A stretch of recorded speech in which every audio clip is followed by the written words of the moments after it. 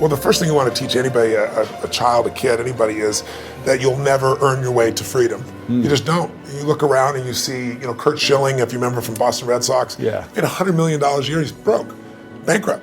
I asked Warren Buffett, I said, what made you the wealthiest man in the world? And he smiled and he said, 3 things. He said, living in America, great opportunities, having good genes, so I lived a long time, and he said the last thing is compounded interest. And we all know about compound interest, but I give the example in the book of this guy, Theodore Johnson, worked for UPS, never made more than $14,000 in income in his entire life in a year.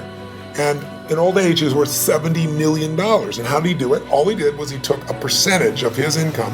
His percentage was 20%. Now his family said, we can't save any money. But he met a friend who said, if you pretend there's a tax, and the tax just took the money away from you, and you never see it, the money just comes out of your account and goes in an investment account, you'll be financially free. So he was disciplined, he didn't look at it, it happened.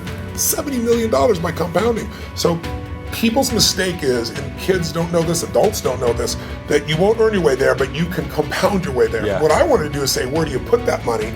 That's the trick, right? That's the secret. Well, the first trick is actually doing. Almost nobody does. Right. The second trick is you really have to understand where you're going to get hurt, because the fees. The fees are just destroy people. You have a whole chapter about the fees. I was like, this is incredible. Isn't it wild? It's nuts.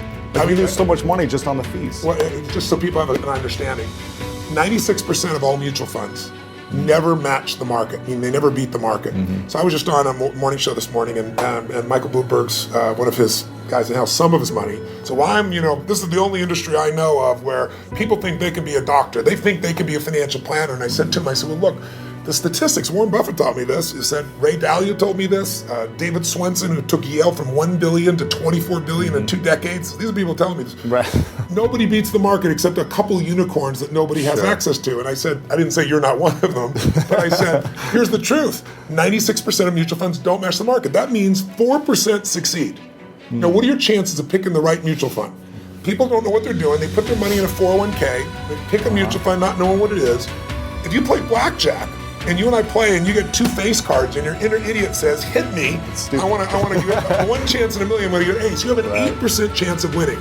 If you try to get a mutual fund, you got a 4% chance of winning. So what I show people is not only do you not get the result, thinking logically, if I hire someone else to do it, they'll do better than me.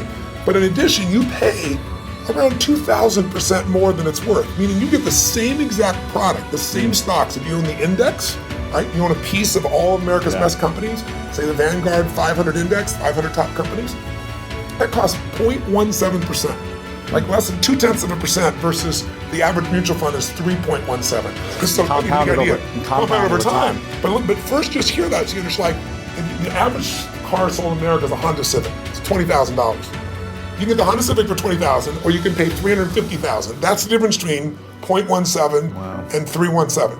But if you look at it over a period of how old are you? 31. 31, okay. So let's assume you and a couple buddies at 35 managed to put aside $100,000, and you manage not to add any more money, but to grow it at 7% in spite of ups and downs in the market. And you're 65, how much money do you have? Well, if you paid 1% in fees, over those 30 years, your $100,000 became $574,000. Not bad for never adding another dime. Right. If you had 3% in fees, had the same growth, but 3% in fees, you now have $324,000. Almost half as much. $250,000, 77% less money. And you had the same return. It was just the fees. So the world, most people ask them, what are your fees? They have no clue. Right. So I've created a site where people can go, they can type it in, you find exactly what your fees are and what you should be paying. And it's highway robbery. Where in the world would you pay $2,000% more for the same exact product? You can only do it because the financial industry makes things so opaque, so convoluted, and people feel overwhelmed. And hard to understand.